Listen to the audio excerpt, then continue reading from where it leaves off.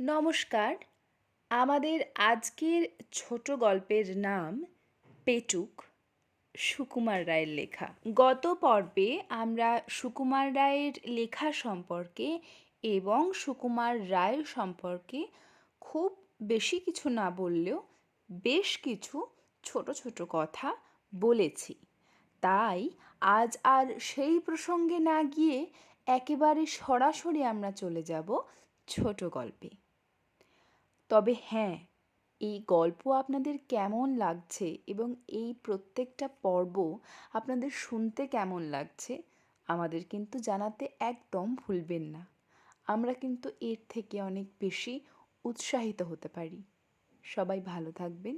আর চলুন শুনে নেওয়া যাক আজকের গল্প পেটুক।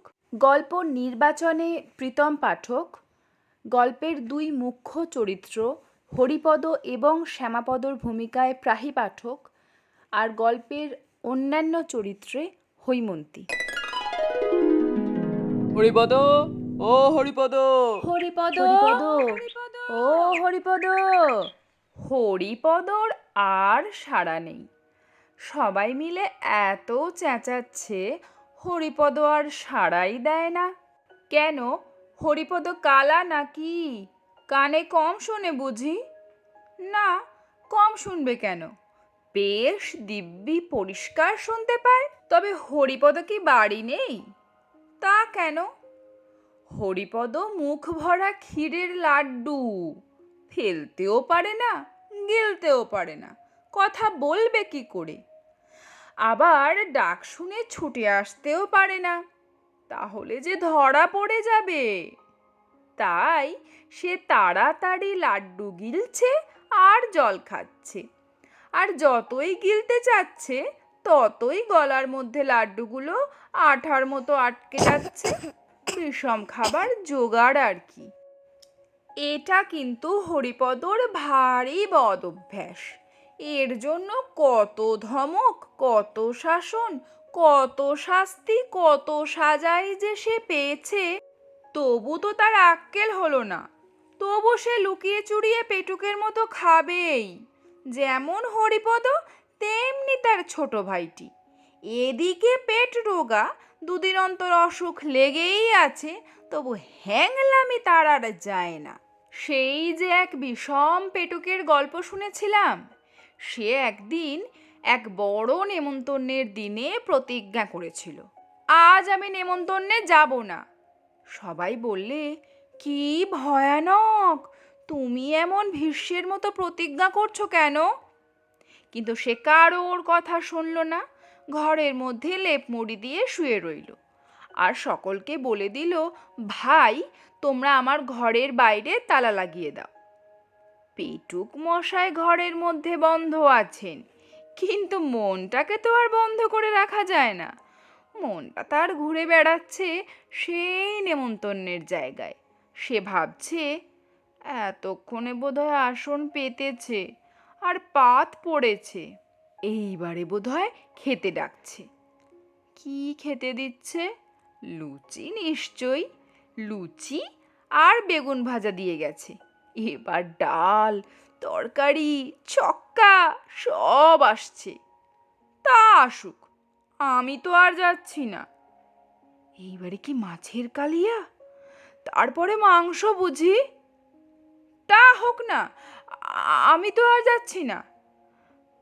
মাংসটা না জানি কেমন রেঁধেছে। সেবারে ওদের বাড়ির রান্না অতি চমৎকার হয়েছিল। অবশ্যই এখনো সময় আছে, কিন্তু থাকলেই বাকি, আমি তো যাচ্ছি না।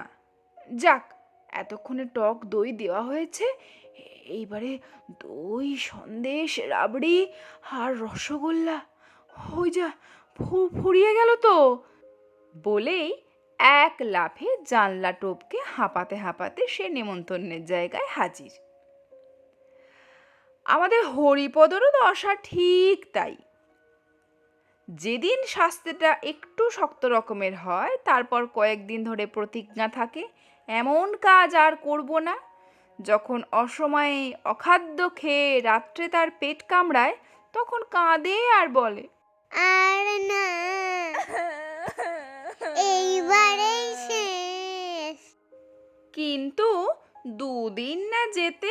আবার যেই সেই। তাই সবাই বলে, কাবু হলেই আর গাব খাবো না, আর তাজা হলেই গাব খাবো না তো খাবো কি? এই তো সেদিন কিছুদিন আগে পিসিমার ঘরে দই খেতে গিয়ে তারা জব্দ হয়েছিল, কিন্তু তবু তো লজ্জা নেই। হরিপদর ছোট ভাই শ্যামাপদ এসে বলল, পিসিমা এইমাত্র এক হাঁড়ি দই নিয়ে তার ঘাটের তলায় লুকিয়ে রাখলেন। দাদাকে এত ব্যস্ত হয়ে এ খবরটা দেওয়ার অর্থ এই যে পিসিমার ঘরে যে শেকল দেওয়া থাকে শ্যামাপদ সেটা হাতে নাগাল পায় না, তাই দাদার সাহায্য দরকার। দাদা এসে আস্তে আস্তে শেকলটি খুলে আগেই তাড়াতাড়ি গিয়ে খাটের তলায় দইয়ের হাঁড়ি থেকে এক খাবলা তুলে নিয়ে খপ করে মুখে দিয়েছে। মুখে দিয়েই চিৎকার, কথায় বলে ষাঁড়ের মতো চেঁচাচ্ছে, কিন্তু হরিপদর চেঁচানো তার থেকেও সাংঘাতিক। চিৎকার শুনে মা, মাসি, দিদি, পিসি যে যেখান থেকে ছিল সব, কি হলো, কি হলো রে, এই কি হলো, কি হলো? বলে দৌড়ে এলেন। শ্যামাপদ বুদ্ধিমান ছেলে, সে দাদার চিৎকারের নমুনা শুনেই এক দৌড়ে ঘোষেদের পাড়ায় গিয়ে হাজির। সেখানে অত্যন্ত ভালো মানুষের মতো তার বন্ধু শান্তি ঘোষের কাছে সে পড়া বুঝিয়ে নিচ্ছে। এদিকে হরিপদর অবস্থা দেখেই পিসিমা বুঝেছেন যে হরিপদ দই ভেবে তার চুনের হাঁড়ি চেখে বসেছে। তারপর হরিপদর যা সাজা, এক সপ্তাহ ধরে সে না পারে চিবোতে, না পারে গিলতে, তার খাওয়া নিয়েই এক মহা হাঙ্গামা। কিন্তু তবু তো তার লজ্জা নেই, আজ আবার লুকিয়ে কোথায় লাড্ডু খেতে লেগেছে। খানিক বাদে মুখখানি ধুয়ে মুছে হরিপদ ভালো মানুষের মতো এসে হাজির। হরিপদর বড় মামা বললেন, কিরে, এতক্ষণ কোথায় ছিলি? হরিপদ বলল, এই তো উপরে ছিলাম। তবে আমরা এত চেঁচাচ্ছিলাম, তুই জবাব দিচ্ছিলি না যে? হ্যাঁ? হরিপদ মাথা চুলকোতে চুলকোতে বলল, জল খাচ্ছিলাম কেনা। ইয়ে মানে শুধু জল না কিছু স্থলও ছিল? হরিপদ সুরে হাসতে লাগলো, যেন তার সঙ্গে ভারী একটা রসিকতা করা হয়েছে। এর মধ্যে তার মেজ মামা মুখখানা গম্ভীর করে এসে হাজির। তিনি ভেতর থেকে খবর এনেছেন যে হরিপদ একটু আগেই ভাঁড়ার ঘরে ঢুকেছিল, আর তারপর থেকেই প্রায় 10-12খানা ক্ষীরের লাড্ডু কম পড়েছে। তিনি এসেই হরিপদর বড় মামার সঙ্গে খানিকক্ষণ ইংরেজিতে ফিসফাস কি যেন বলা বলি করলেন। তারপরে গম্ভীরভাবে বললেন, বাড়িতে ইঁদুরের যেরকম উৎপাত, ইঁদুর মারবার একটা বন্দোবস্ত না করলে চলছে না। চারিদিকে যে রকমের প্লেগ আর ব্যারাম, এই পাড়া শুদ্ধ ইঁদুর না মারলে আর রক্ষে নেই।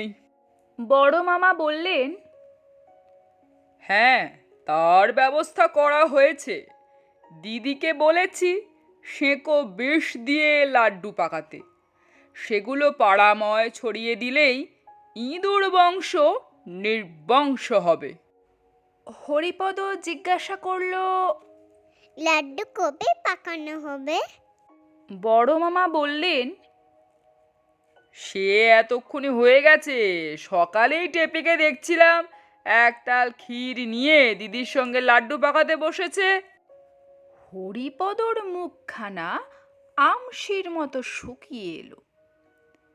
সে খানিকটা ঢোক গিলে বলল, সেকো বিষ খেলে কি হয় বড় মামা? হবে আবার কি, ইঁদুরগুলো মারা পড়ে, এই হয়। আর যদি মানুষ ওই লাড্ডু খেয়ে ফেলে?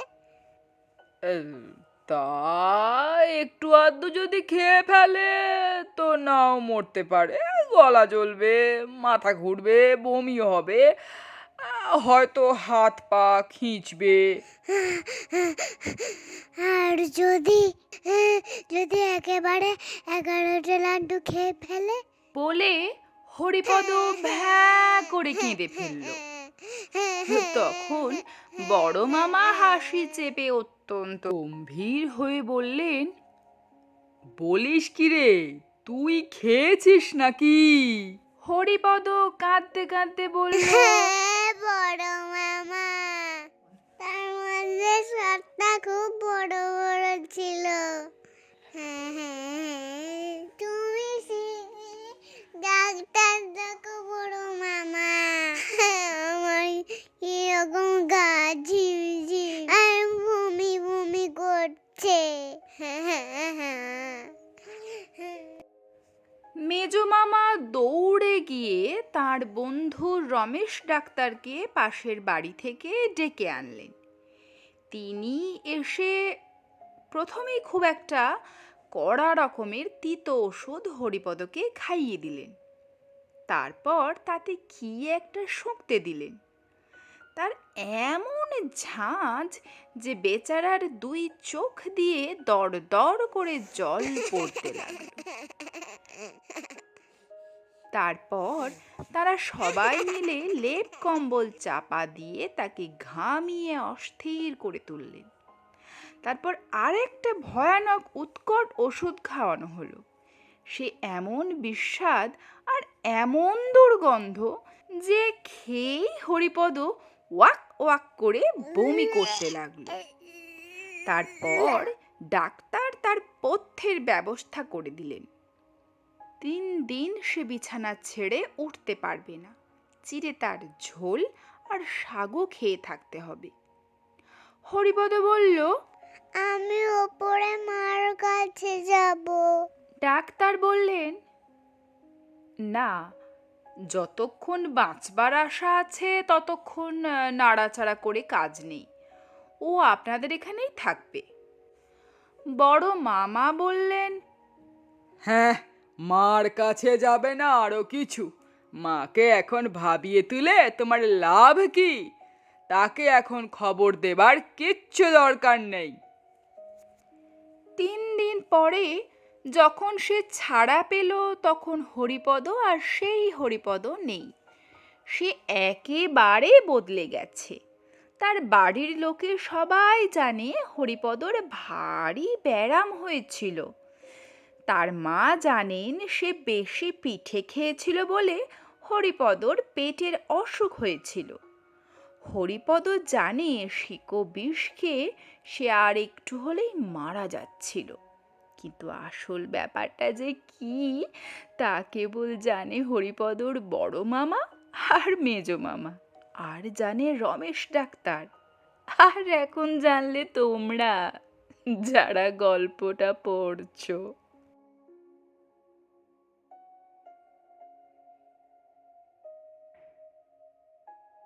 এই ছিল আমাদের আজকের নিবেদন।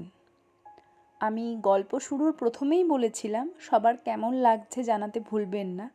আবারও একবার বললাম গল্প শুনতে কেমন লাগছে এবং আপনারা কি কি ধরনের গল্প শুনতে চাইছেন সেগুলো কিন্তু আমাদেরকে কমেন্টে নিশ্চয়ই জানাবেন।